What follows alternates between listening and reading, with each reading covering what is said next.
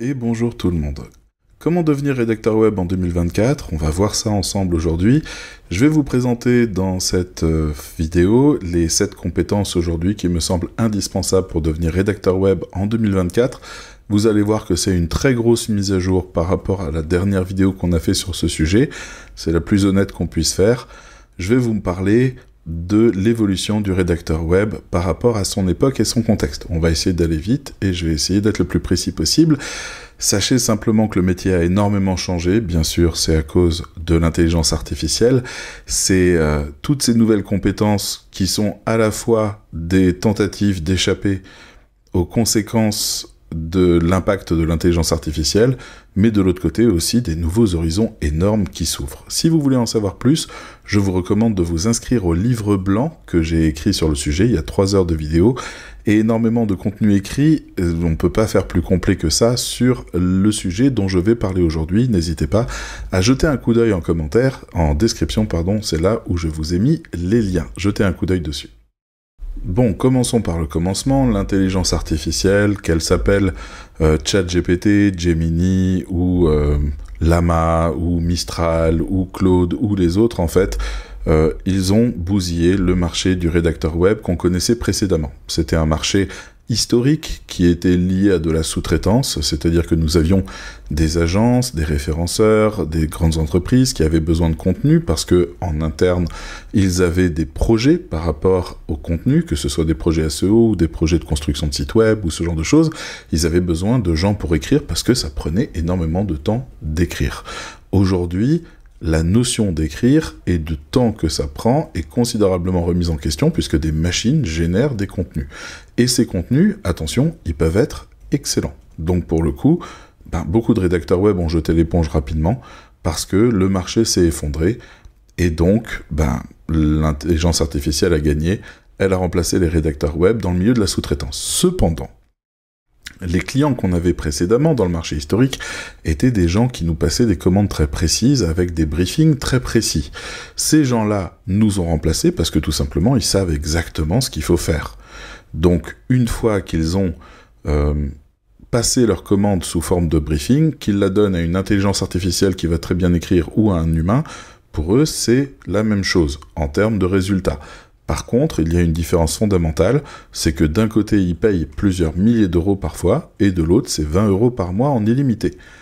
Essayez de faire mieux. À partir de là, on peut se remettre en question en se disant qu'on est tous foutus, ou alors on peut essayer de remettre les choses dans leur contexte. L'intelligence artificielle pourrait tout à fait être quelque chose qui est suffisamment à la hauteur de base pour bousiller tous les rédacteurs web, or ça n'est pas le cas. Quand on lui demande d'écrire des contenus, elle écrit des contenus comme Bob le stagiaire, qui ne se pose pas la question de où va le contenu, à quoi il sert, quelles sont les cibles de ce contenu, quel est le propos, est-ce qu'il y a un branding, est-ce qu'il y a un call to action, ou est-ce que ça se place dans un tunnel de vente. Bref, elle écrit un contenu. Et ça, c'est ce qui fait la différence entre l'intelligence artificielle et nous. Nous avons une chance de ce côté-là, qui est que nous pouvons faire des textes sur mesure. On le pouvait déjà avant l'intelligence artificielle, on va le pouvoir encore plus maintenant qu'elle est là, parce qu'elle va travailler pour nous. Prenons-la, saisissons-nous d'elle, parce qu'en fait, elle est très bonne pour notre business. Et c'est là où tout change. Le métier de rédacteur web doit nécessairement évoluer, on passe de simples exécutants qui obéissaient aux ordres à des professionnels polyvalents, aujourd'hui équipés d'intelligence artificielle, pour aller chercher pas les anciens contrats de gens qui avaient juste des commandes à nous passer, mais bien des nouveaux contrats de gens qui ont besoin avant tout de conseils en communication. Et si on veut réussir à atteindre ces objectifs-là, il faut être honnête avec nous-mêmes, les compétences qu'on avait précédemment ne suffisent pas, il faut s'équiper davantage. Si avec le temps on a appris à faire du SEO, et ça c'est déjà une bénédiction, on a appris aussi à faire de la communication et du marketing. Non pas comme des copywriters, mais comme des rédacteurs web, c'est-à-dire en travaillant chaque contenu pour qu'il serve un parcours de vente. Aujourd'hui, on peut donc passer le step suivant. Et c'est là où je vais vous parler des 7 compétences qui me semblent essentielles pour pouvoir devenir un rédacteur web vraiment à sa place dans son époque en 2024. Et je suis sûr que ça va vous plaire.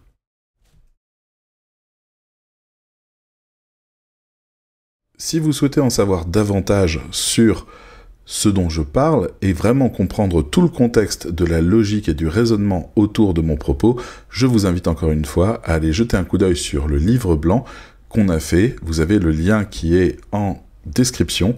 Allez jeter un coup d'œil dessus, c'est gratuit et vous allez avoir tous les éléments dont vous avez besoin pour penser vous-même la question à laquelle je réponds aujourd'hui. Première compétence qu'on doit avoir, et non des moindres, c'est celle qui est historique, c'est la nôtre, c'est le fait de savoir parfaitement écrire pour le web. Il s'agit de savoir synthétiser de l'information, connaître les structures des différents textes qui peuvent être demandés dans des commandes, maîtriser les techniques de rédaction, les titres, les phrases courtes, les différents styles, les paragraphes, les utilisations de listes à puces et j'en passe et des meilleurs, adapter également tous les styles en fonction du public ou alors en fonction du média utilisé. Ça, c'est vraiment la base. On est là pour écrire des textes qui doivent être agréables à lire et fonctionnels, peu importe le support, peu importe l'endroit où ils se trouvent. Donc ça, il y a une maîtrise à avoir là-dessus. Deuxième compétence essentielle, le SEO. Bien sûr, on ne peut pas se passer de SEO aujourd'hui, c'est du trafic qui arrive sur votre site web sans même que vous ayez besoin de le demander. C'est une bénédiction, c'est comme si vous aviez une boutique dans une rue passante. Donc bien sûr qu'on a envie que des gens nous trouvent. Là-dessus, tous nos clients vont nous le demander, donc il nous faut les connaissances de base en SEO, les recherches et utilisations de mots-clés pertinents, l'optimisation des différents textes à travers les balises, les liens, tout ce qui peut servir, mais également, pourquoi pas, aller un petit peu plus loin, l'utilisation des outils SEO comme SEMrush, comme 1.fr, comme Your Text Guru, comme d'autres, qui sont en fait des outils qui peuvent fonctionner. On a aussi du monitoring avec Google Analytics, de l'analyse de positionnement avec la Search Console, j'en passe et des meilleurs. À nous de faire le travail SEO qui va bien auprès de gens qui ont besoin d'efficacité.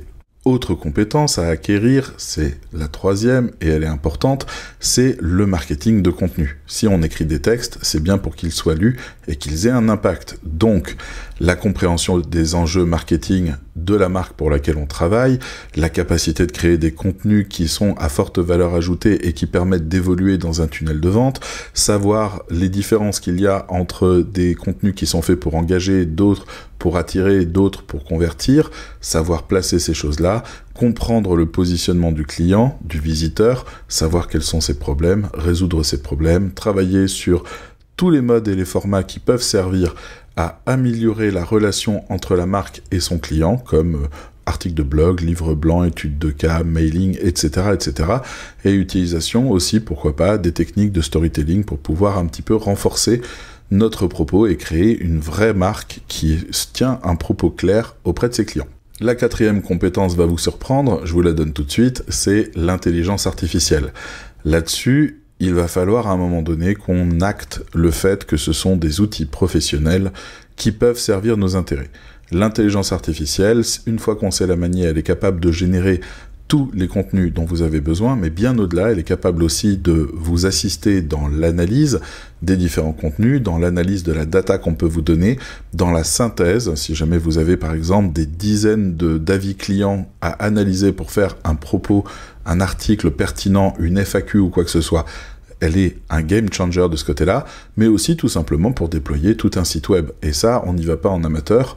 On doit savoir à quoi sert chaque texte pour pouvoir réussir à créer les contenus qui vont avec. Bref, on peut avoir une approche critique par rapport aux IA, on doit toujours se méfier d'elles, on doit les diriger, on ne doit pas les écouter, on doit leur donner des ordres, mais quand on sait faire ça, ça change tout et on passe en mode accélération. Écrire un texte prenait 2 heures et on ne pouvait pas faire moins avant. Aujourd'hui, c'est à nous de choisir combien de temps on accorde à ça. C'est une délivrance par rapport à notre capacité à faire des bénéfices. La 5e compétence, c'est la conception de site web. Là, on arrive sur un nouveau terrain que les rédacteurs web n'avaient jamais franchi, il y avait une limite de ce côté-là. Sauf que c'est essentiel de savoir concevoir un site web. Le concevoir d'un point de vue théorique, c'est-à-dire structurel, avec les tunnels de vente, les liens, les jonctions, le fait de pouvoir faire des call to action, comprendre en fait les lignes de fuite, etc. Mais aussi d'un point de vue purement technique, parce que ça suffit, le fait de faire des très bons contenus pour des clients qui ont des sites complètement claqués, qui font que tout notre beau travail tombe à la poubelle. Il est temps de demander les clés et de faire les choses nous-mêmes. On va aussi pouvoir proposer des sites web de zéro, on va aussi pouvoir proposer des réécritures complètes de sites web ou des améliorations techniques. Allons-y, formons-nous, c'est pas la mort, et c'est quelque chose qui va être vraiment essentiel. Nous, on forme à WordPress, donc venez voir notre proposition, elle est complète de ce côté-là. Je vous ai cité les 5 compétences, il nous en reste 2, et vous allez voir que c'est des compétences qui sont assez nouvelles et pourtant tellement essentielles et nécessaires chez les rédacteurs web. Si vous êtes rédacteur web, il y a des chances que vous fassiez « Ah, enfin !» 6e compétence, la prospection. Il est temps qu'on apprenne à prospecter intelligemment, efficacement, et qu'on sache ce qui se cache derrière un refus, derrière une opposition, derrière une critique, derrière une remarque sur nos tarifs, derrière une remarque sur nos promesses. Il est temps qu'on sache ce qui se passe, et qu'on puisse faire des bons choix, et qu'on puisse développer des bons propos. Donc là-dessus, on va avoir vraiment le fait de construire sa propre marque, le fait de développer ses arguments, le fait de savoir où sont nos clients et qui ne sont pas nos clients, le fait de maîtriser aussi des techniques de vente qui sont convaincantes, qui fonctionnent et où on est capable de faire appel à tous les outils nécessaires pour ça.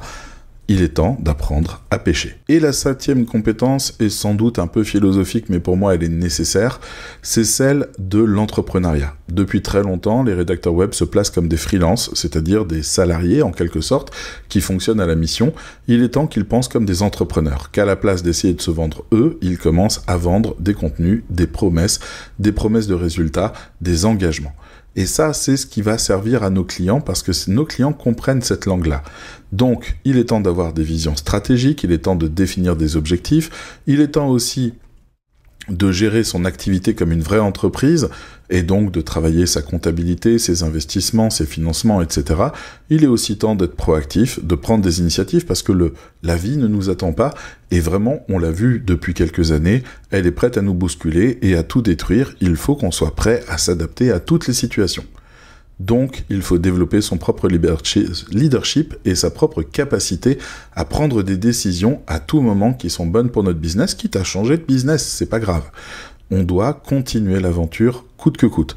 Donc, plus on emmagasine de compétences, plus on a de capacité et de liberté à penser nos métiers, plus on peut diversifier nos revenus, diversifier nos offres, diversifier nos promesses et donc sécuriser notre métier et notre entreprise. Devenons donc des entrepreneurs, c'est la 7e compétence de ce rédacteur web en 2024. C'est en rassemblant donc ces 7 compétences qu'on est le rédacteur web de 2024 le plus à même de réussir par rapport à l'époque, le plus à même de trouver des nouveaux clients. Nous, on lui a donné un nom. On a appelé ça l'architecte de contenu. C'est-à-dire qu'il est en capacité de répondre à tous les besoins que j'ai énoncés durant cette vidéo, avec en plus tous les outils qui lui sont nécessaires pour ça, et c'est d'ailleurs pour ça qu'on le paye. C'est pas quelqu'un à qui on va reprocher d'utiliser l'IA, c'est à quelqu'un qui va être apprécié parce qu'il utilise l'IA à bon escient et de la bonne manière.